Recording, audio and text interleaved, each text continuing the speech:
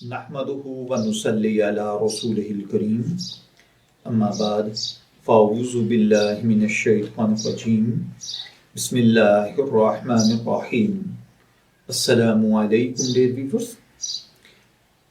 ہم سے فواد علی بھائی صاحب نے یہ پوچھا ہے کہ صدقہ فطر کا اصل مستحق کون ہے؟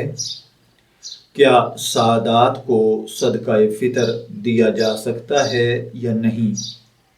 تو دیکھیے بھائیوں اور بہنوں، یاد رکھیے صدقہ فطر کا مستحق وہ شخص ہوتا ہے جو زکوٰۃ کا مستحق ہو، یعنی جو صاحب نصاب نہ ہو، یعنی اس کے پاس سونا، چاندی اور نقدی ان تینوں چیزوں کو ملا کر 52.5 تولہ چاندی کے برابر اماؤنٹ اس کے پاس نہ ہو تو وہ زکوٰۃ کا مستحق بھی ہوتا ہے اور صدقہ فطر کا بھی، جبکہ سادات کو زکوٰۃ اور صدقات واجبہ دینا جائز نہیں ہے۔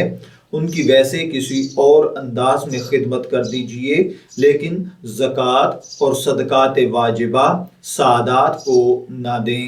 یاد رکھیے یہ انہی کا حق ہے جو زکوٰۃ کے مستحق ہیں، اور اگر آپ کے قریب کوئی مدرسہ وغیرہ نہیں ہے تو زکوٰۃ کے مستحق سب سے زیادہ آپ کے عزیز، غریب، نادار رشتہ دار ہیں، ان کو پہلے رکھیے۔ میں دعا گو ہوں کہ اللہ تعالی ہمیں ان باتوں کو سمجھ کر ان کے مطابق عمل کرنے کی توفیق عطا فرمائے۔ شبیر احمد کو اجازت دیجیے، پھر حاضر ہوں گے کسی نئے ٹاپک کے ساتھ۔ تب تک کے لیے اللہ حافظ۔